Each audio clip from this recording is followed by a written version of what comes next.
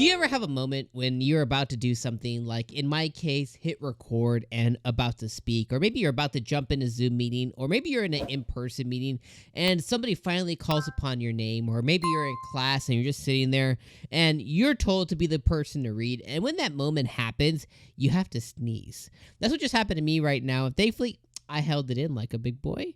But that tends to happen so much. I'll push record and it'll be like, and my whole face will land on the desk. Okay, so we have episode number 8 of 𝐒𝐿𝐻𝐵𝐻 Loafer, which is a really good episode. And I think, when I'm kind of thinking about the episode, one thing that I wanted to say off the bat, which I think was such an important lesson, is the auntie gives Mika a kind of like a life lesson this episode. And I just think it's a good life lesson for everybody, including those who are watching this video, including myself and everybody else, is like, when it comes to like life, you never get a redo. And in the moment in the episode, Mika's about to leave the house because she made up some arbitrary lie about having dinner with her family and basically not being able to participate in the sleepover. And she did it because she was just trying to avoid talks about Shima and romance and the fact that she's in love with him and all this stuff, right? And Auntie gives her a lesson, just says, hey, you never get a second chance to make real friends. Like, go be embarrassed. Because Mika's like, well, I can't just say, oh, I had the wrong day, or I can't just say, oh, they called it off or whatever. And the auntie's like, it's okay. Like, being embarrassed can be cute, like, it's okay to be embarrassed. Go be embarrassed, but make friends. Like, you're never going to get a chance to make real friends. And it's such an important thing, and it's definitely wisdom that you pass on. And a lot of times you don't always learn it. Like, in hindsight, you know it, but it's one of those things that, like, you don't really get a second chance. So that's something that I always kind of like hold to myself of like, if there's an opportunity or if there's something that I want to do, or if there's something like my wife hates this, but I'm the type of person, if I think it, I want to do it. And the reason is because I hate always thinking about doing something and, just not doing it, you know what I mean? And it just drives me crazy. So I try and live my life in a way of like, if I think it, I'll do it. And I think it's maybe not the best way to be, but like the reason I'm on YouTube is because, I talked about it. And one day I was like, I'm not talking about it. Like, I'm going to do it, and I did. And it's been like 6+ years now that I've been on the platform. I wish I could say it's been 6+ years with the staggering amount of growth and, I'm Mr. Dom Beast, but it's just not, but it's okay.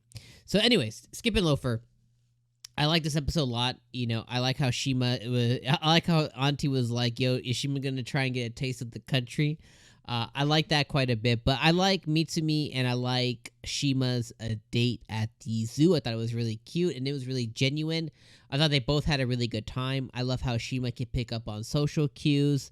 And he basically dismissed a lot of Mitsubi's worry about, like, she was like, I was so excited about today. I really wanted to, come today. And she was getting really hot and overwhelmed and overheated. And Shima was able to pick up on all of that. And not only was he able to pick up on that, saying, hey, let's go do this last thing. Let's get out of here. But then he also said, we can always come back at a different time when it's cooler and stuff. Basically, letting her know, like, this isn't it. We can come back again. And I think that really set me to me, like, made her comfortable, made her not worry, and made her think, like, yo, this isn't a first and last. This could be the first of many. And I was like, that's so cool for Shima to do that. And, you can really tell that he genuinely likes Mitsubi. For her, obviously. But, like, she's just so different. And it's refreshing, especially from somebody who, doesn't meet people like her. You have a lot of other girls, who are trying to be in his case, a Ririka replicate, a replica of that, are trying to mimic, that kind of personality and fashion and everything else. So I think when you have somebody like Mitsubi, it's just genuine. It's like she's from the country. She doesn't necessarily understand a lot of social cues. She doesn't understand a lot of the socialistic stuff. She doesn't understand hierarchies. Like, there's a lot of things that she just doesn't get. But that's what makes her special and unique. And I think that's really cute and really cool. Also, some of the other things that we need to unpack this episode is apparently Shima has a 3-year-old little brother, and he has a lot of scars involved with his brother. Like he ends up getting him something at the zoo, like a doll or something, and then remembers that he's seen a similar doll that his brother already had. So he just kind of put two and two together, like, oh, my little brother already came here, but he's 3, bro. He doesn't understand that he's been here before or whatever.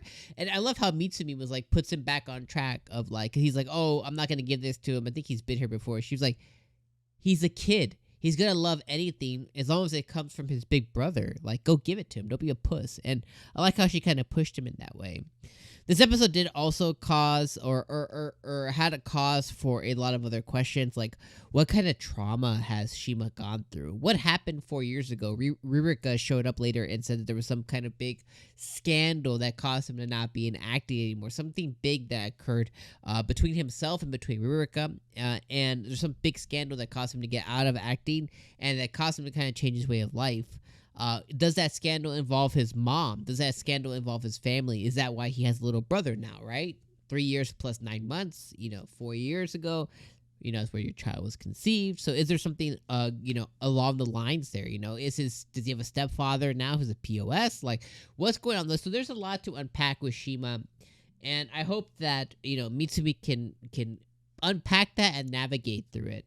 Then we have Ririka, who keeps showing up, the model girl, and apparently, she has dirt on Shima, enough to kind of keep him around. Whatever scandal happened, it seems like she's kind of using and manipulating him so much that he kind of runs to her aid quite a bit. So definitely need to know more about that relationship.